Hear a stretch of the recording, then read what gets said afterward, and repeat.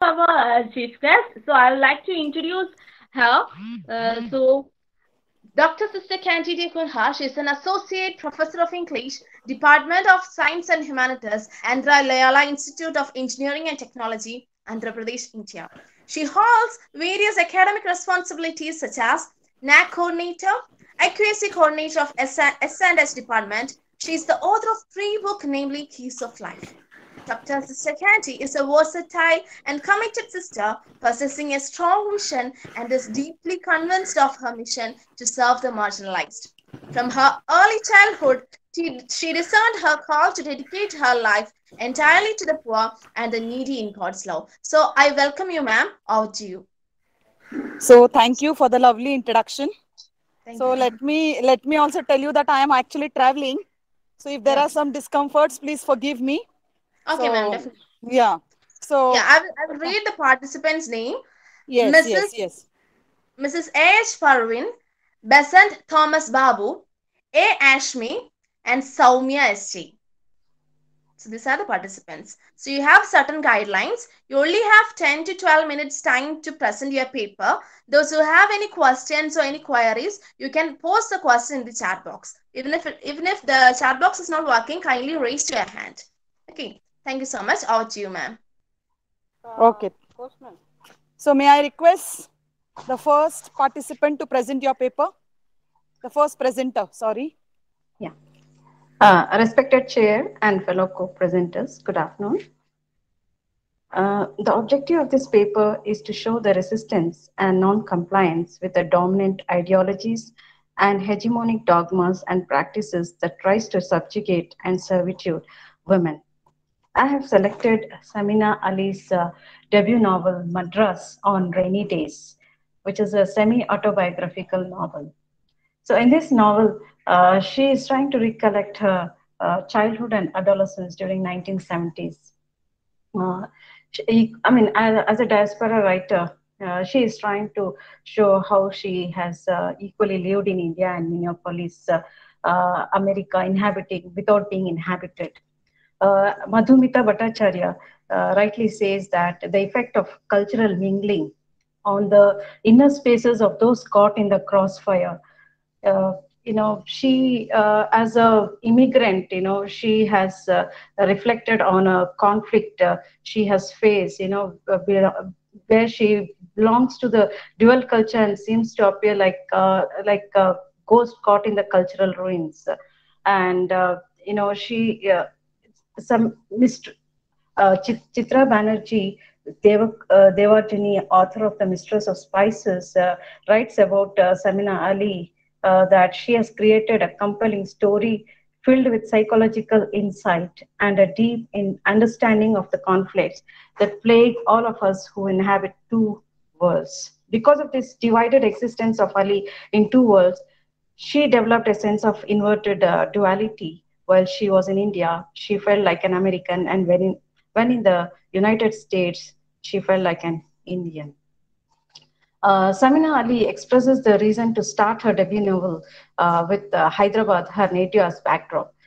She says that India is my birthplace and home, my core. My first book, Madras on Rainy Days, is entirely set in Hyderabad because I wanted to start at the roots and then branch out. As the author Samina Ali hails from Hyderabad, India, she has come up with extensive description of Hyderabad customs and ceremonies and anthropological commentary on contemporary Hyderabad history, Hyderabad society in the novel. So the story descends into a melodrama. So this story talks or narrates about 19-year-old Laila, who's a second generation and a naturalized American citizen.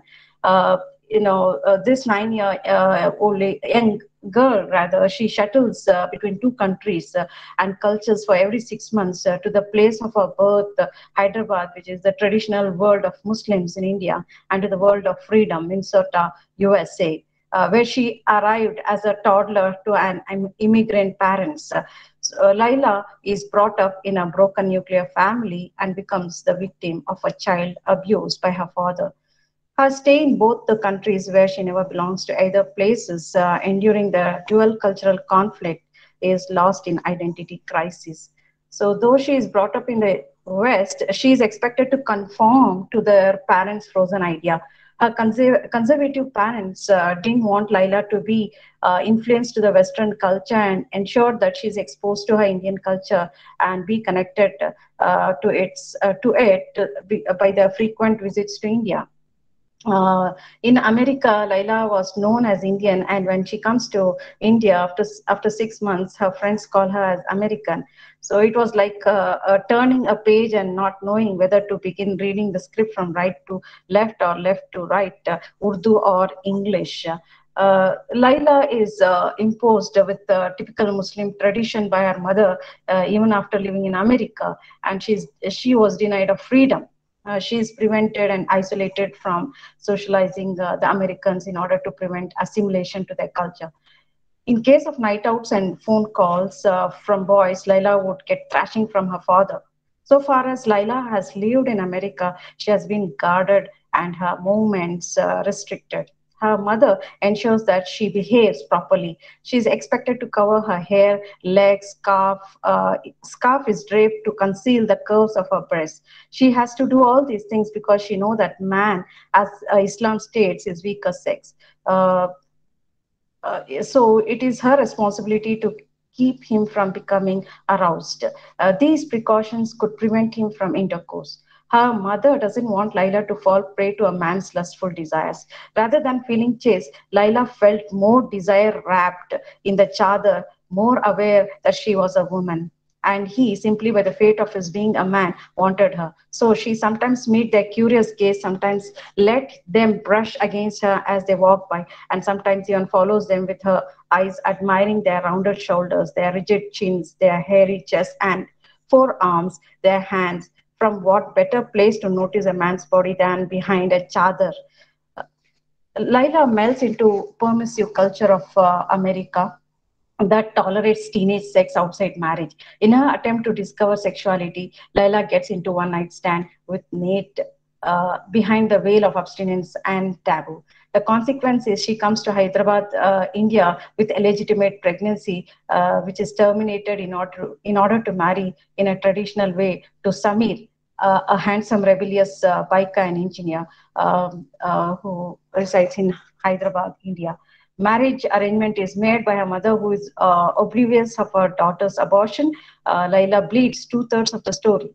Laila is carried away by the glamour and elaborate rituals of marriage ceremony. She is forced to accept the idea of marriage mostly because of the fear that she, like her mother, single mother, may be disgraced. She was also looking for love and acceptance in her new family.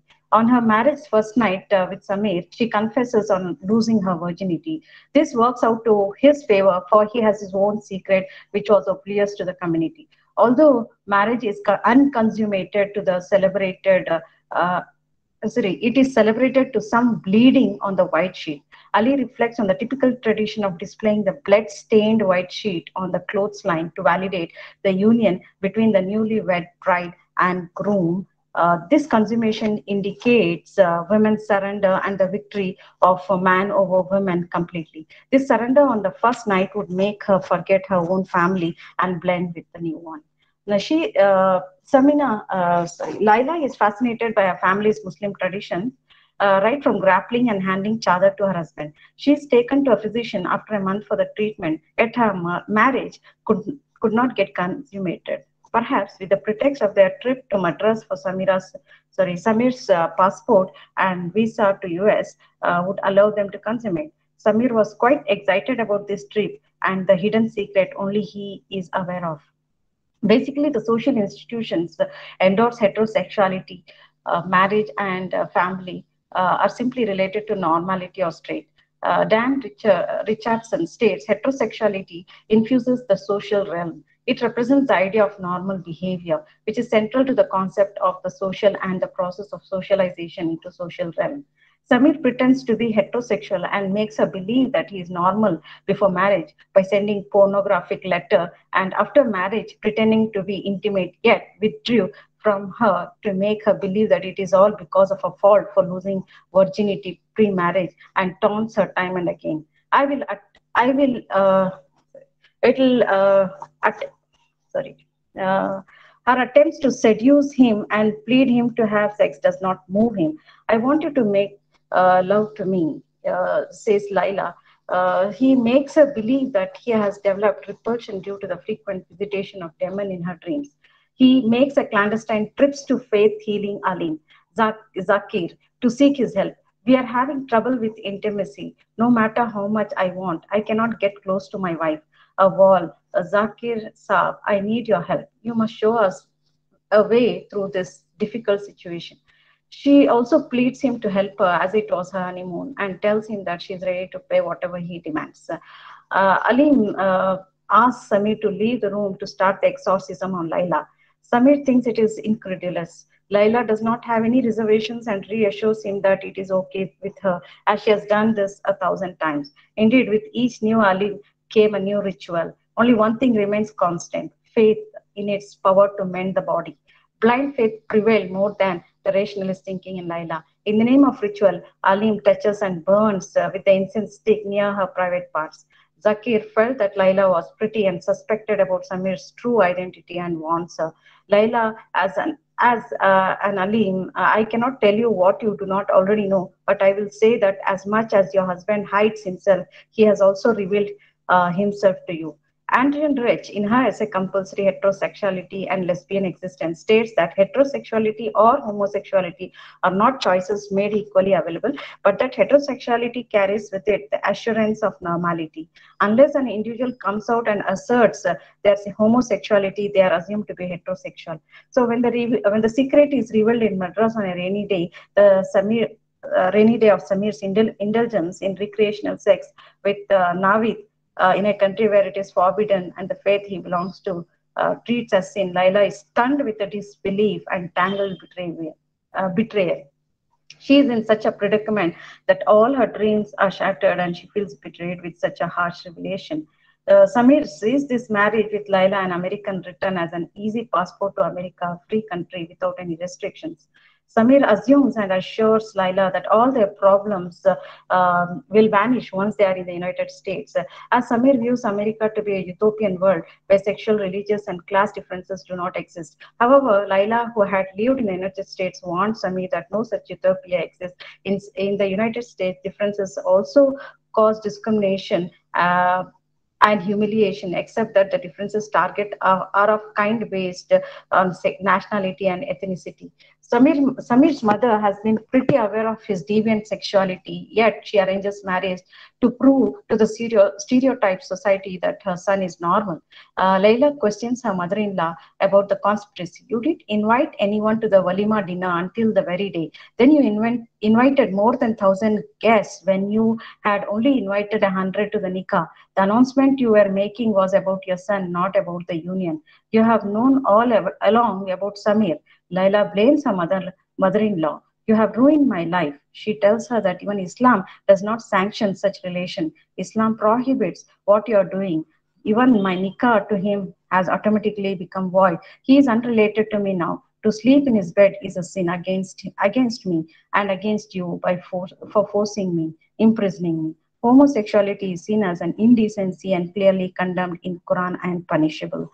Samir's parents prefer a marriage of convenience for their son in order to prevent from negative evaluation and social exclusion of the family. Born in a Muslim religion, homosexuality is treated as a cultural taboo and a major sin. The stigmatizing aspect of the marital separation is evoked with the added element of societal sexual prejudice. According to Samir's mother, he is already dead for her, and she admits to Laila that she is annoyed of his homosexual indulgence and prays for his death when he meets with an accident before his marriage to Laila. He is deprived of right medication as a deserving punishment for his transgressing nature, resulting in deformity with limp while walking. So Samir's mother suggests Laila to take him to America to save herself from the disgrace of the family.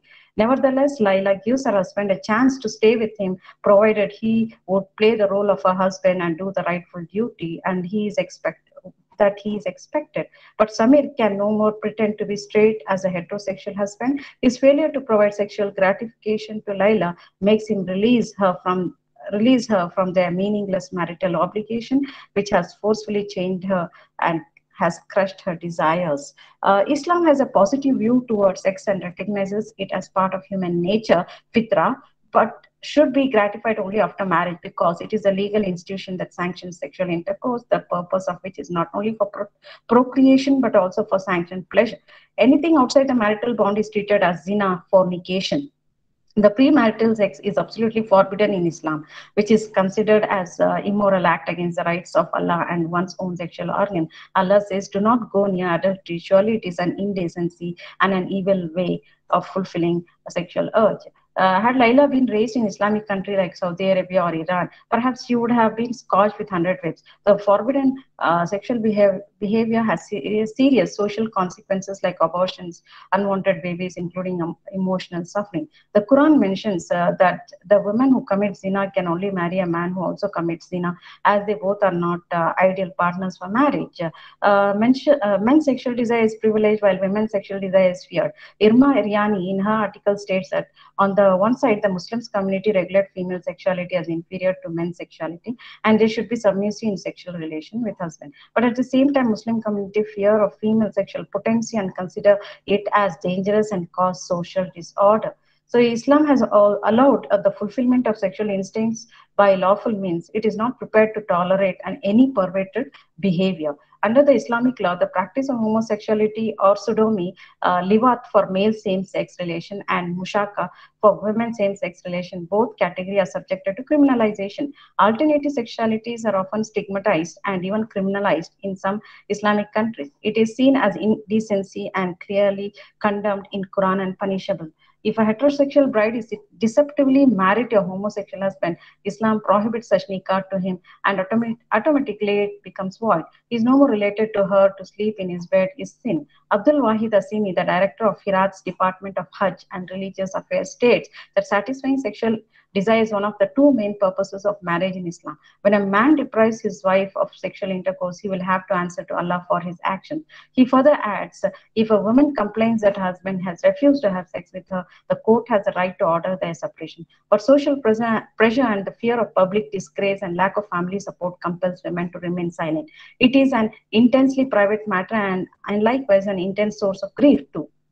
Not many wish to discuss such intimate matters as it is taboo, but suppressing one's legitimate sexual desire would seem to be insane. Women has to be strong and make up her mind to move on instead of cribbing with a meaningless relationship. If the husband liberates her from the clutches of marriage, nothing like it. Samina reflects on this. If Muslim women are to have any type of freedom and equality, then Muslim men have to join in that fight, and they are. Finally, Samir lets her go to live her life to her own accord.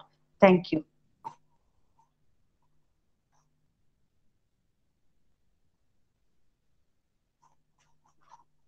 Thank you, ma'am. Yes, yes. So that was a wonderful presentation. Thank you, You have ma'am. explored very clearly all the aspects of cultural aspects in your paper by Thank giving the you. subtle details of women and her relationship, a woman and her relationship through the Thank, novel you have chosen. thank you. So thank you so much for your great presentation. Thank May you, I ma'am. request the second presenter to present your paper? The next presenter, may I help? Yes, Hello, yes. ma'am. Yeah, I think that would be me. So I just have a doubt. Is it okay if I share my screen? I have got a presentation with me. Yeah, Sure, you sure, can sure. share You your. can. You can share your screen. Okay. Yeah. Okay. Thank you for that. So let me just share that now. Okay. So just need to. Yeah.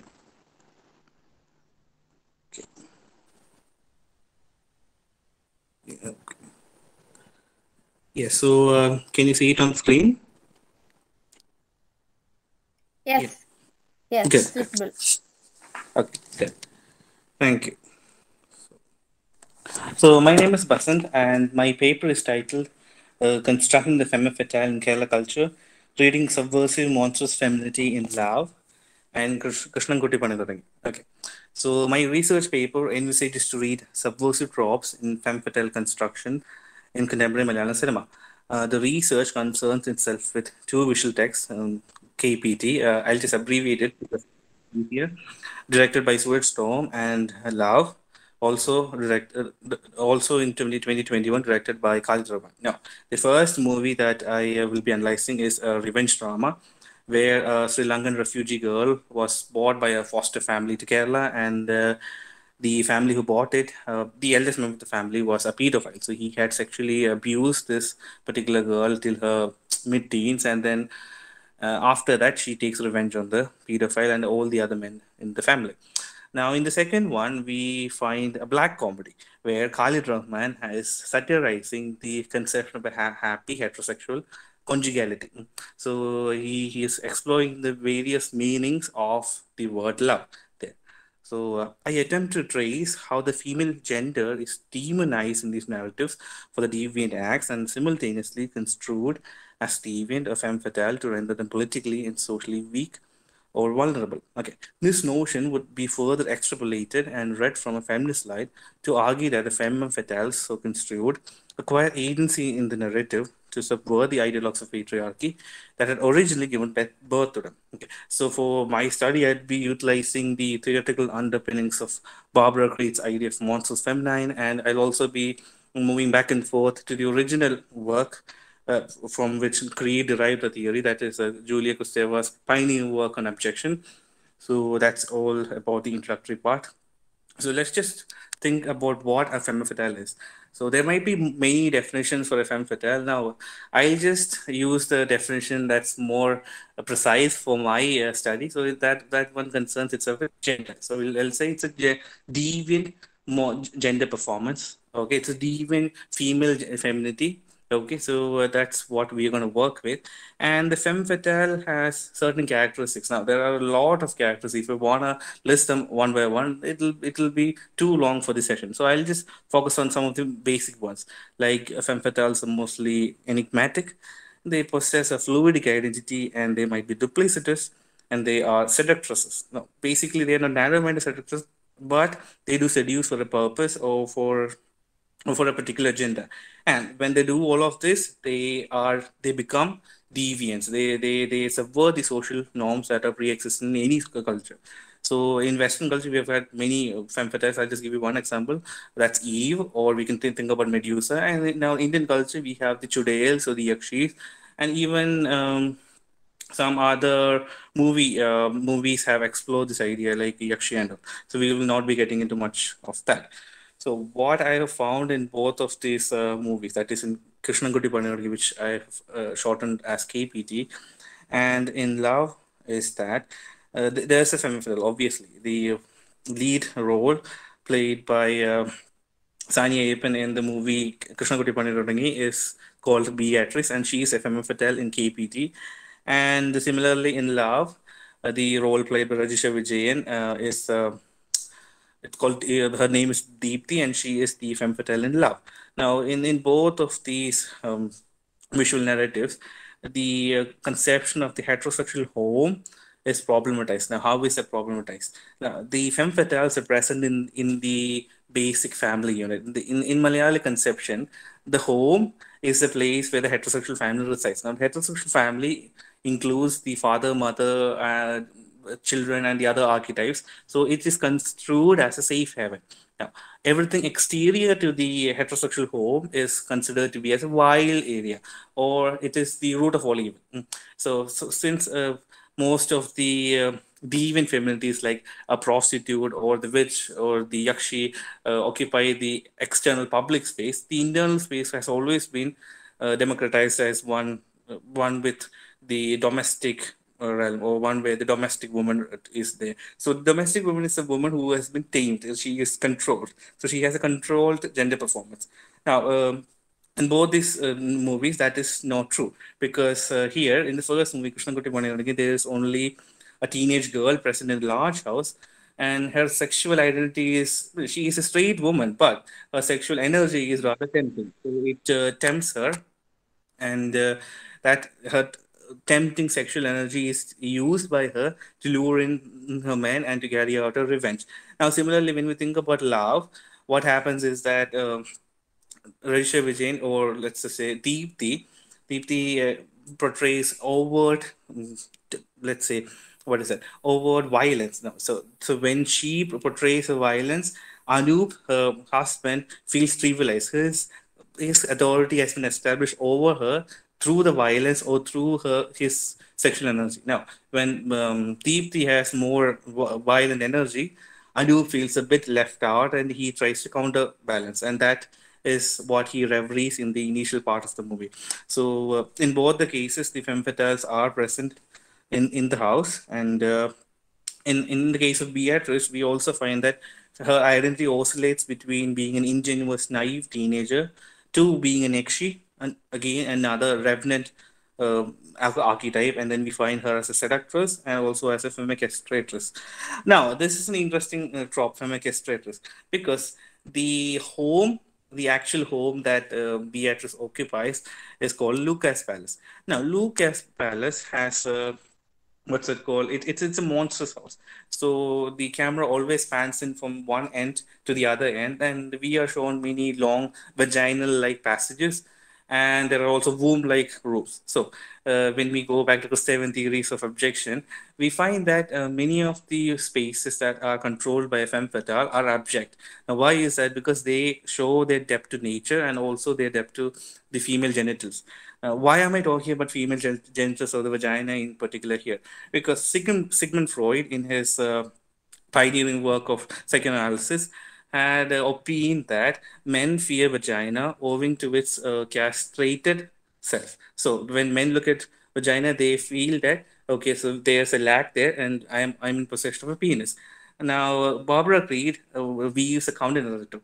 She opines that when it is not the fear of seeing let's say castrated organ, rather it is fear that women can castrate that brings in the abject horror in a movie or in a text. So I'll be working from that spectrum end, and yeah, so we'll just look a bit more in detail in how Lucas Palace, that is the whole house in KPT, is used for that matter. Like Beatrice uses the house as her springboard to carry out her revenge, and she also uses her fatal attraction to lure in men and to castrate them. Now, castration in this instance is, let's say, in a multi-modal way. First type of castration is the psychological castration. Now, the place that a femme fatale occupies is always considered to be a place of deviance. Stevie Simkin has written a complete book on that. It's called The Cultural Construction of Femme Fatale in Contemporary Times, and it's a lovely book. You can read that on your own time.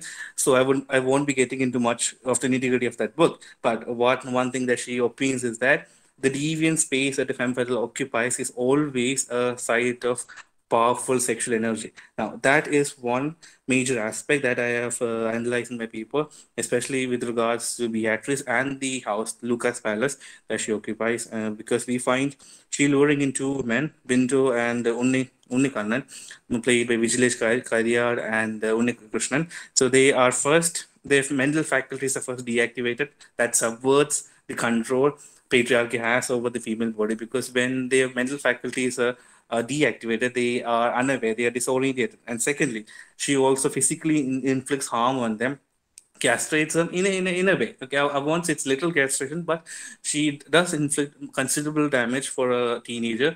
And in the third idea, like she literally castrates her sex offender Luca. He was a pedophile. So when the castration is complete, her her like gender roles are reversed. Like here, the woman is the active member, while the men are all deactivated. They just act passive. They just or the only thing they can do is to submit to her fatal attraction and be dead. That's the only thing they can do. And similarly, when we look at love, now love portrays the whole action in a different context, because when we look at love, I'll just yeah. So this is the slide. Yeah. Sorry. Yeah. I think I've just gone. Yeah. Just give me a minute. Yeah. So when we begin, Anoop is sitting there playing some violent video games, and on the walls you can see a lot of reference given to the horse imagery. Now, horses have always stood for masculinity. So here the male is in control. Or that's what he thinks. So what he does is he actually goes into reverie and he thinks that he's actually let's say he's a cheating husband and he has a paramour, and so he is much concerned about her, than his wife. So his wife has gone out for a normal pregnancy test, and when she comes, he's still there waiting in the home, waiting for her.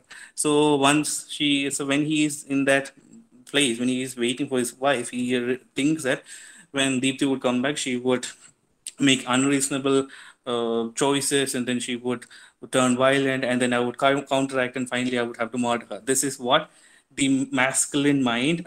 This is the way the masculine mind appropriates a female gender. Now, what happens in reality is that when Deepthi comes back, she is very much reasonable. Even though she's a femme fatale, she's reasonable. She wants to listen to what he has to say, and she also inquires about the extramarital affair. But the climactic scene is that when they have a scuffle, and then eventually Deepthi comes around to killing Anup. Now, that in the sight of heterosexual normative society would be the most heinous act a woman can commit, because she has actually robbed the man of his voice and also of his sexual power. Now, these are the two core instruments that men usually use to have their way with women. Now, she has when she cast so the murder that Deepthi commits here is also I have also read that as a castration, as a let's say as a kind of a metaphorical castration. And also I also for look at how the idea of the enigmatic mind that has been traditionally displaced onto the female mind. Now here Rahman has parodied that. He has actually made Anup's mind let's say enigmatic, because he's unable to know or he's unable to control his emotions. And what happens is that he brings out his own ego and superego. So there are some alter egos that go around in the narrative, and he talks with them, and in his mind he has actually killed Deepti, because that is the only thing that a man can do. He can kill. He has authority to kill his wife. So he has killed it, but then he wants to escape from that situation, but he's unable to do that. So what should he do? He is still confused, and it is at that moment that in reality Deepti storms into the house. So the idea of the enigmatic mind is also supported there, and in both the narratives, when the castration is complete, the females reign. In both the cases, the femme fatales reign over the space that they've commanded, and also they escape in one way. In like in the first instance in Krishna Kuti Panadingi, Beatrice is freed from all the misery she had to face at the hands of the foster family, and the second one, Deepthi is out of a toxic marriage. So the idea of femme fatale is not that new to our culture, but I'll be exploring more in detail about that. I am still working on Yakshi and other femme fatales. So yes, we can find such references being made to femme fatales in our cinemas mostly, but they are always shown in a negative way, so that they should be exercised and their sexual power or independence should be curbed. So it's interesting to find that these two movies operate from the other end of the spectrum, where they actually give agency to the femme fatales. So this was my research, and I thank the coordinators for giving me the time. I think I've just went over the time limit. So I'll just quickly conclude by showing you around some of the screen grabs I have. So this one shows Beatrice from Krishnagudi Panavirangi. You can see her body is not that much sexualized, but there is a kind of sexual energy there. She resembles a yakshi, and we also find the idea of vagina dendata, the vagina that consumes or incorporates, linking back to Steven idea. And similarly, in love, we can see this in the second photograph. Deepthi is just lying there. This is what the masculine mind had actually construed her, but in reality, she is bloodthirsty femme fatale. Yeah, so that'll be the end. And yeah, thank you for that. Okay. So, Basant, that was a very good presentation. I mean, you Mm-hmm. have made a lot of efforts to explore this delicate theme. It's not easy to talk about sexuality and all in a very knowledgeable manner, but you have really presented it well. You have also highlighted upon the figurative aspects of language and Mm-hmm. also the psychological aspects like ego, superego. So, very good. Your paper is very relevant to the theme. And I wish you all the best for exploring many more themes and ideas through literature. So thank Yeah. you. Yeah. Thank you, ma'am. Thank you. So may I request the third presenter to present your paper? Good afternoon. Am I audible? Yes, you are audible. Yeah. Good afternoon, ma'am. I'm Ashmi, doing my PhD in University of Madras. So today I'm going to talk about a novel which was from West Africa, written by Flora Nwapa, a famous Nigerian novelist and a critic who wrote a novel, Idu. So the topic that I have chosen to present today is the representation of motherhood in Flora Nwapa's Idu. When Nwapa was young, she spends most of her time at her mother's shop, listening to the stories of other women. She came to know about the tales of love and betrayal and the hardships of polygamy. So she got nourished by these stories. Nwapa started writing, and then, at the age of 30, she became the first sub Saharan African woman to publish her debut novel, Afro, in English. She was also best known for depicting women who succeed outside the traditional role of mothers and wives. But still, she never calls herself as a feminist. She's been called as a mother of modern African literature. So when we read all her novels, we'll come to know that she is very much worried about issues like gender inequality, sexual exploitation of women, restriction imposed on women by a certain tradition that followed in patriarchal society, and their continuous struggle against this oppressive tradition, issues of motherhood, womanhood, so on and so forth. So, in her novel, she also displayed the fact that women can also be happy and fulfilled without children. So, in order to do that, they have to manage to establish themselves as individuals. We all know this is not an easy task because they have to work out their best to enter every sphere of human activity and draw out a social change. Only then they can enter into the era of real women empowerment.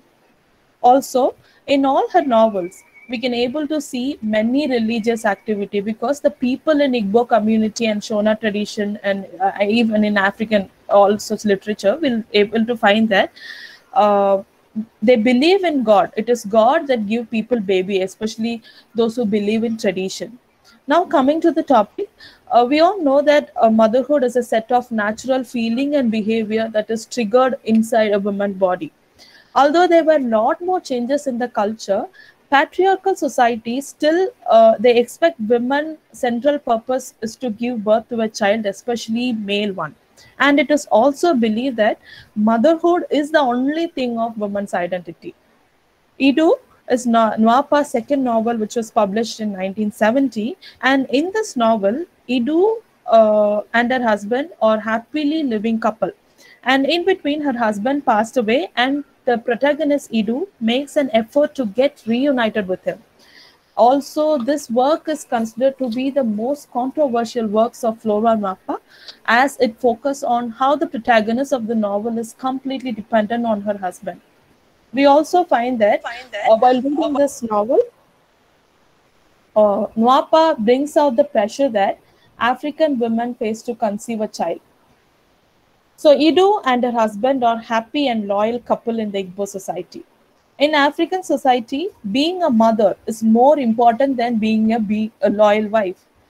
Igbo people custom is to get married and produce so many children, and the tradition also provide numerous alternative to make sure that all families have children. If the first wife is not able to conceive, men are supposed and they are expected to marry again to produce more children. And they some women they enjoy polygamy because it will reduce their household and marital responsibilities. So our protagonist Ido, she remained childless for many years. Women in her village believe that children are most valued in the family. They gave Idu a suggestion to allow her husband to take up a second wife so that her family will have children. Also, she will be considered as a good woman if she allowed her husband to take up a second wife for the sake of children. So, from this, we'll come to know that motherhood takes on the impression of an unavoidable necessity. It thus becomes mandatory in the novel. Igbo community blames women if a man does not take a second wife. Ido's husband is an exception. He was against taking a second wife, and for the sake of his first wife, he married for the second time, and apparently the first one got pregnant. She delivers a boy child. She gave birth to a boy during the time of eclipse, but she felt that something bad that's going to happen in her life. Also, we come to know that Idu's husband was ill from the onset of the story. But when he finally dies, Nwapa mentions that he had died of poison. So after her husband's death, Idu did not wear any black dress or something that the tradition expects her to be. Instead, she was stubborn that she would join her husband. This shows that to free herself, Ido decides to go on a lonely journey to the other world, abandoning her children and all the responsibility to join her late husband. This is how Nwapa had represented women motherhood in her novel Ido. So from this, we come to know that she gives priority to her own emotional needs.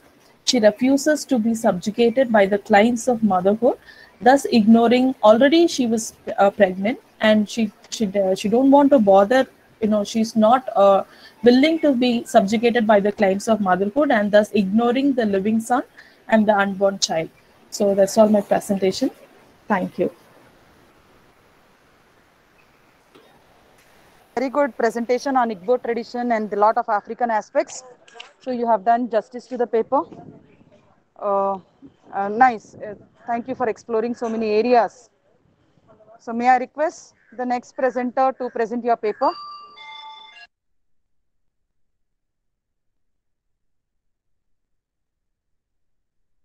Next presenter is Soumya SJ. Soumya Yeah, yeah. SJ. So I, Next presenter, please present your paper. Yes, ma'am. Yes, ma'am. I'm present here. I hope I am audible to you all. yes, Yes, you are you're audible. You audible. are audible. Okay, thank you, ma'am. Good afternoon, one and all, especially the chairperson and the coordinators of the program. My seminar topic is comparing Jamaica Kincaid and Shashidesh Pandey in relation with gender equality. Uh, Here I'm trying to compare two works of Jamaica Kincaid and Shashi Deshpande in relation with their treatment of mother and daughter. How the relationship between mother and daughter is carried out in Jamaica Kincaid's work and simultaneously in Shashi Deshpande's work in an Indian context. So first one, let me talk about the relationship, mother-child relationship. It is considering as the most passionate relationship in the world, and it is comparing to the other relationship. We can say it's the most intense relationship among other relations. But at the same time, also we used to hear a lots of negative news in newspapers and medias also. Mother kills their daughter, their children. Such kind of news is also there in our society. So here I have taken Shashidesh Pandey and Jamaica Kincaid's two mother characters for the study. First one is Jamaica Kincaid's poem Girl. Actually, it's a prose poem. It's a long sentence. It's a one long sentence. It's compiling or it is structured as a poem. So we can say it's a prose poem, and its name is Girl, Girl, Girl. And the novel by Shashi Deshpande I have taken is The Dark Horse No Terror. And first thing about the girl consists of two characters. Obviously, it is the mother and the daughter character. And this poem deals with the dangers of female sexuality through the advices given by the mother, even though the daughter does not seem to have yet reached the adolescence. Even though that daughter is not yet reached her adolescence stage, her mother used to give lots of advices daily for her upgrowing. And one is the mother believes that a woman's reputation or respectability determines the quality of her life in the community. So that she used to give advice that her sexuality must be carefully guarded and must be carefully concealed from the others. She scolds her daughter for the way she walks and the way she plays any games, such marble games or anything, or how she interacts with other people. Everywhere this mother comes and gives some advices: don't do such things, or don't walk like this, or don't sit like this, like that. Even though it is in the antiquarian society is different from an Indian culture, they have the many similar advices in our Indian society also. The mother's constant emphasis on the theme shows that how much she wants her daughter to realize that she is not a boy but a girl. She always emphasizes the point that this child is not a boy. You are not a boy, but you are a girl. So you have to be like you have to walk like this, or you have to cook like this. You know, you have to learn cooking or sewing or such kind of household activities in order to be a good girl or respectable woman in your future. The prose form reads like a prose, but it follows the rules of some poetic methods, so that it is these advices are comes as a in a rhythmic tone. Uh, then the advices again consists of how to do certain domestic behaviors inside the house. It includes how to make tasty and vegan dishes, and it includes how to interact with guests when there is any guest in our house. So such kind of advices are also there: how to wear a dress, how to be a respectable woman, to by upholding her sexual purity, and she gives much importance to the sexual purity of her daughter also. There is lots of discussion from mother about how the daughter should interact with people, as well as how to behave in a romantic relationship with a man. Even this mother gives teaching or advices to the relationship with a man with this daughter. She's too much concerned about such things also.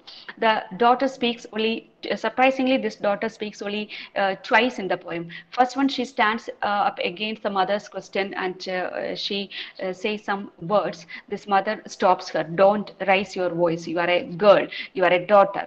And after that, again at the end, she also this mother again accuses her or provokes her by saying the word slut. She says that even if you go like this, because even if you are in the pre-adolescent child, if you go like this, or if you continue your lifestyle like this, you will definitely become a slut, or you definitely become a prostitute. The girl gets irritated with the word slut, and she started to quarrel with the mother. That's the end incident of the poem. But still, even though she tried to make some accusation or quarrel with her mother, she stops immediately and follows her mother's advice. That's the first poem I have taken for the study, is Girl by Jamaica Kincaid. Here we can say continuous consciousness or continuous advices given by a mother to her daughter for her upgrowing. The second study I have taken is uh, Shashi Deshpande's Dark Horse No Terror. We know Shashi Deshpande is a remarkable writer in Indian literature, and this Dark Horse No Terror, it is published in 1980, and it is the first novel written by Shashi Deshpande. And after that, she has a huge collection of novels which talking about femininity and female importance in Indian society. Here in this novel, The Dark Horse No Terror, the prominent character, the protagonist of the novel, is Dr. Sarita.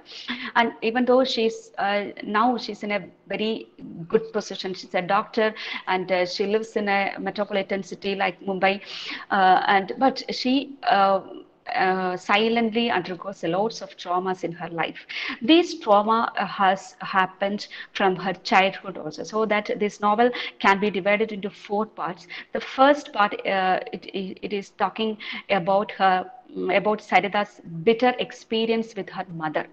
Like Jamaica Kincaid's mother, this Sarita's mother also gives importance to a boy child rather than a girl child.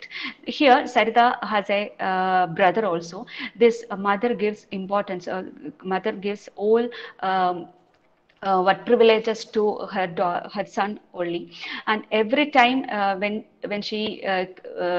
quarrels with Sarita in her childhood, she used to say, "You are not a boy, you are a girl. So you have to be like this. You have to be silent in your life." So these kind of discrimination is faced by Sarita in her early childhood, and even up to her adolescence. But unfortunately, when her this brother Dhruva has died of drowning, but that incident is is caused by the mother thinks that incident is caused by Sarita, and this mother always curses Sarita for killing her brother, even though she's unaware about the incident. But so she always saying that, why are you alive, Sarita? You are a you need not to alive, but my son has gone. You must die. My son should live here. Oh, my fate! This is my fate. Oh, I didn't get a boy to continue my family.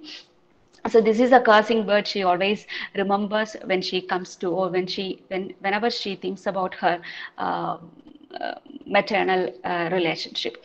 And after that, the second part of the novel, we can see Sarita is going for higher studies, even though her mother is not willing to allow her for higher studies. She take her own stand and become a doctor. And after that, she marries her colleague Manohar. But even though it was a love marriage, but they couldn't continue their good life. Or they couldn't be happy in their married life. Manohar is a typical example of patriarchal society. Like Sarita's mother, this Manohar, this husband, also gives importance to males and male domination. He never accepted Sarita's position as a doctor, and he always have an ego towards her for being a good position rather than him. After, even though this Sarita suffered her life with Manohar for many years silently, at last this woman decides to leave her marital life and went back to her ancestral family, where her mother is no more there. But even whenever she steps to her ancestral family, she used to hear the cursing words of her mother for being a reason behind her brother's death. So that is her memory towards her mother, that she always frightened with her mother's thoughts and memories. So even my study is that, actually, even though we are praising motherhood as a great thing, some incidents in our family is forcing her to think revertly.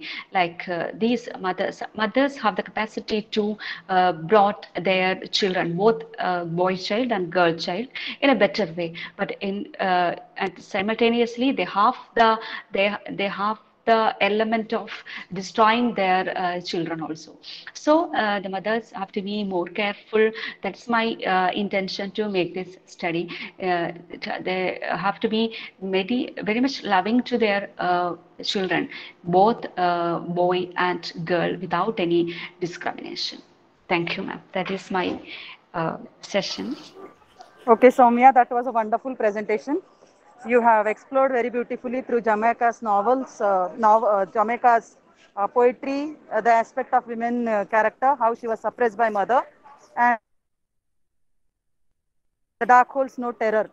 Shashi Deshpande is a very good feminist writer, and she has written other novels also. That Long Silence. You can also refer to her other works. Yes, So ma'am. Yes, ma'am. beautiful, excellent. Cultural aspects are explored well. So I wish you all the best to continue your research and explore many more themes. Good, good. All the best. Thank you May I so much. request the next presenter to present your paper? May I request the next presenter to present your paper? Ma'am, we only have 4 presenters to present the paper. It's already finished. You know, one more presenter is given. Yeah, one more presenter is. Yeah, I think Patan. Yeah, Hello. she's here. Yeah, there is one more presenter. Yeah, am I audible? Yes? Yes, you are audible.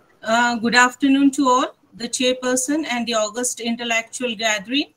available online. The title of my presentation is Post-Pandemic Gender Studies, a Critical Perspective. And I have tried to make this particular presentation. Let me be very honest that this is not a very well researched paper, but my observations that I have tried to share with you.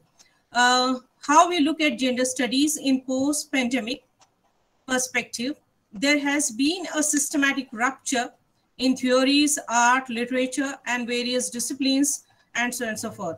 So gender studies and especially the issues in gender studies and problems and challenges that are being put forth can't be part of negligence. Like when we look at the gender studies, which is a discipline, and how there has been a systematic rupture that has developed even in these disciplines. So my basic argument is related to the gender studies, not only gender studies, but almost in all disciplines, especially when we talk about arts and literatures and so on and so forth. So are we not trying to redefine various discourses in the light of post-COVID-19? So the complete scenario has been changed, like the schools, colleges, universities, almost all the sectors, they have been shut down for a long time. Still, it's continued as we are still in the online mode to conduct these conferences and seminars. And I think it is our responsibility as the intellectual to address these issues and challenges that are being put forth in front of the disciplines. So the global village is no more active. Everyone is a passive recipient at the hands of social digitalized media. So various forms of representations, they have been changed. The psychosocial levels of understandings have been changed. At one level,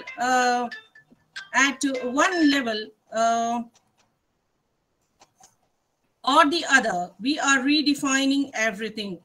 Like when we take an example of the World War, when the World War took place, the different countries of the world formulated their strategies to win the World War, whether the First or the Second World War. But now almost every country of this planet Earth, world, accepted their failure, definitely with a hope of light in the future.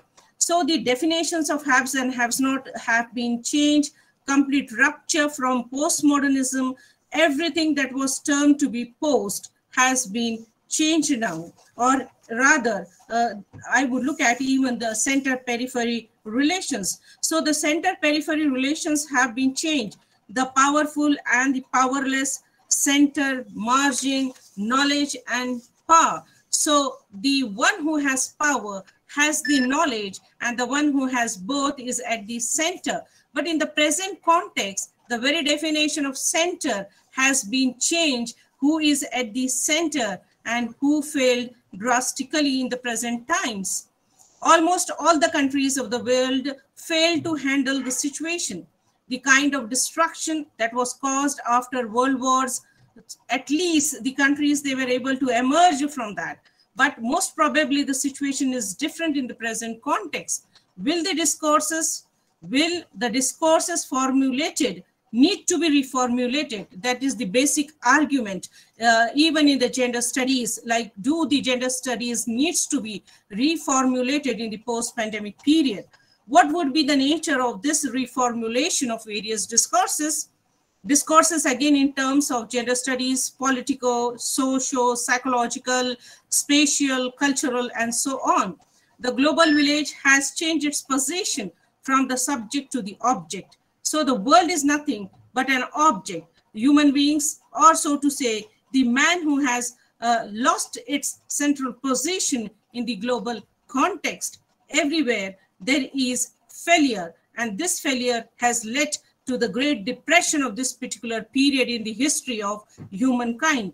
Deliberately, I am using word humankind and not mankind. So I would also touch upon the bio-colonial weapon that has been used or created, rather gave birth to these various global discourses that need to get redefined in the global context.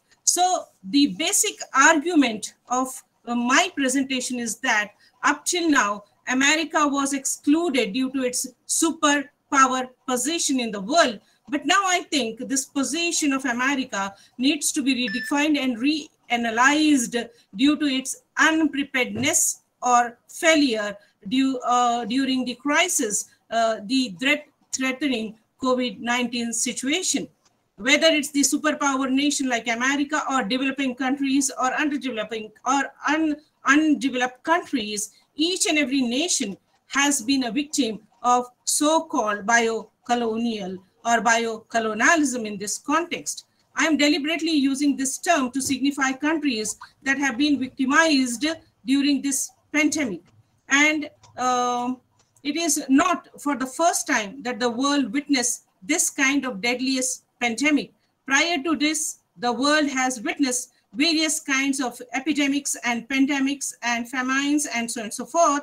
But now what we need to understand is the bio-colonial power that is used in the present context. And obviously, it has changed the language and the literature.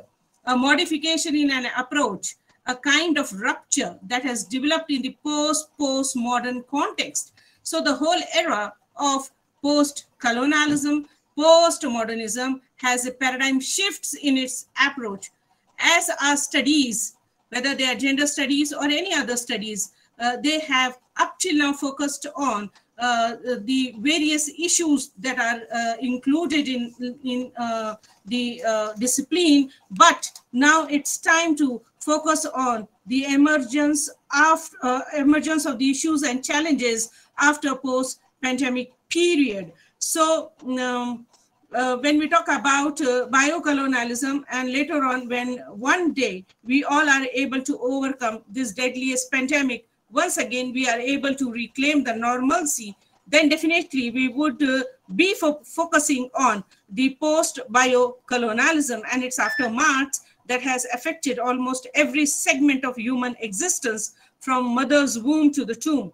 Definitions of language, literature, culture, religion, and so forth have underwent a great modification in the contemporary times. In our communication, in our day-to-day discourse, and even in the literary circles, from actual pandemic disease to the social media, WhatsApp, and so on and so forth, we have discourse items like the use of words and even terms in particular contexts, like words like quarantine, isolation. Previously, the meaning of isolation depend on the context in which it was being referred to, but now it is used as a discourse item.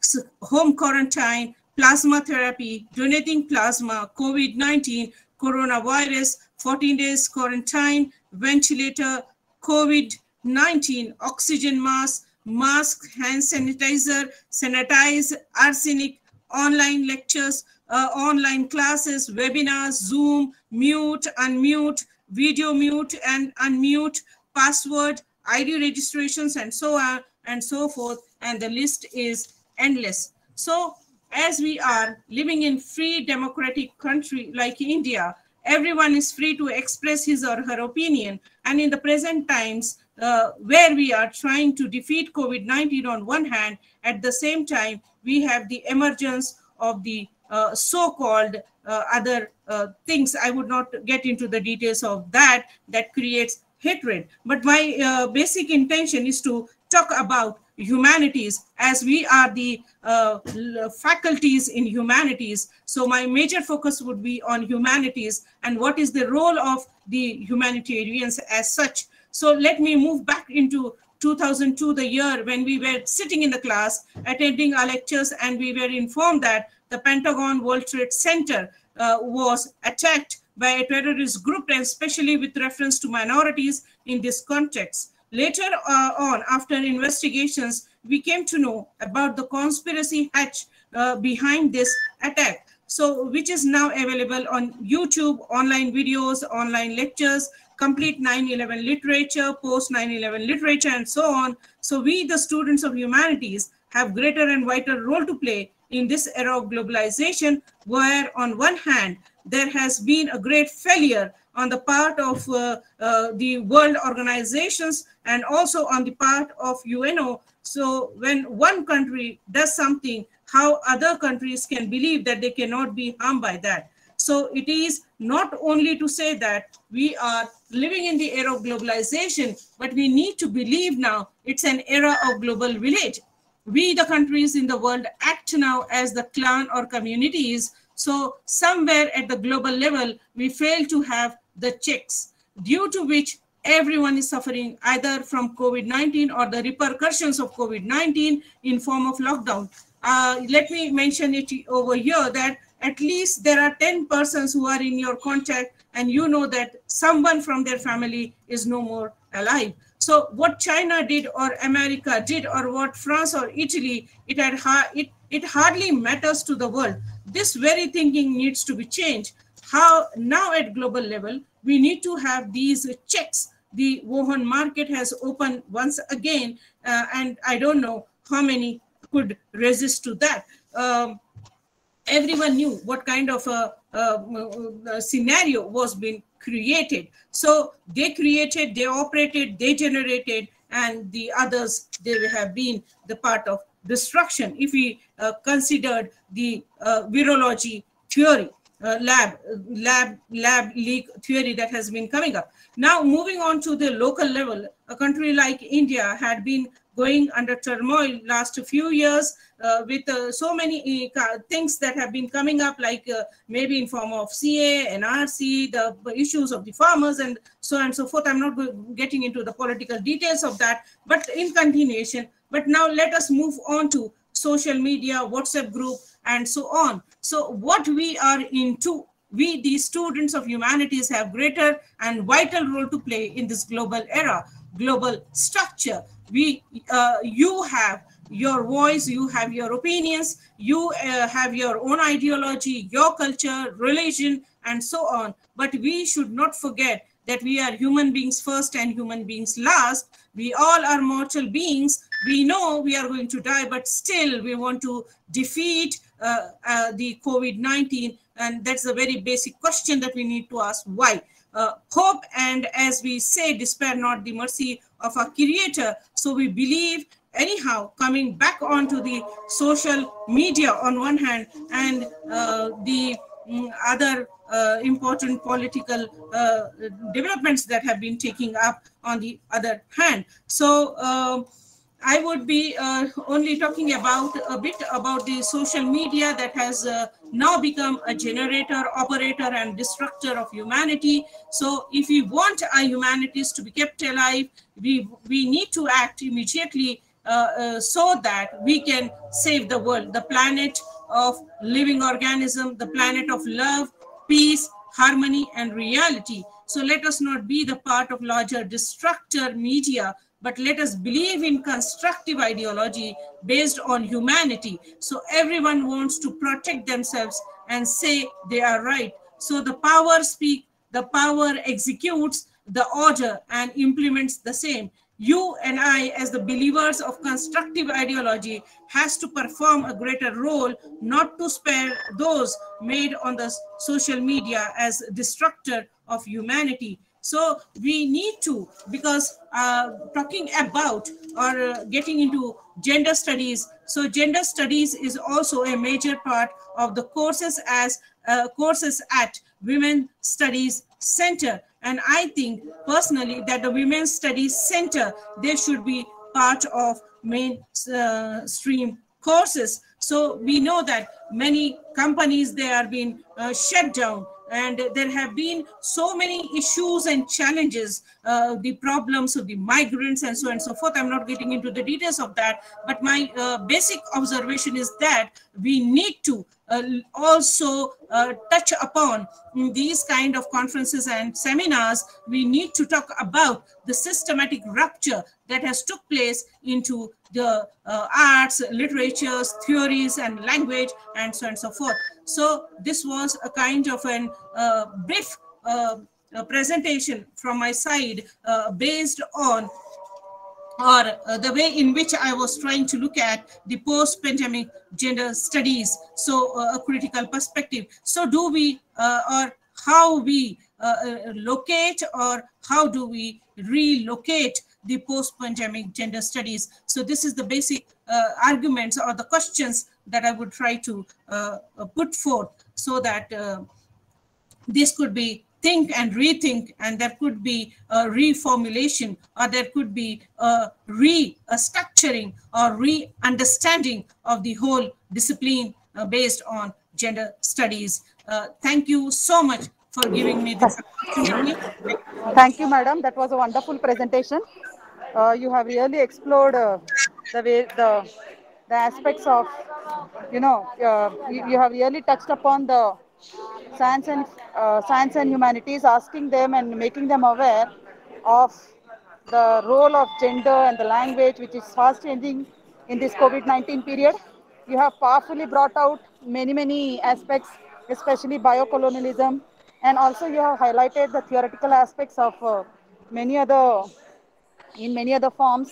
You have talked about online teaching and all the other aspects of language and literature, and also the other humanities, other subjects. But my humble advice for you is, you can also explore some of the characters very powerfully through these theoretical aspects, as literature is a powerful tool through the characters.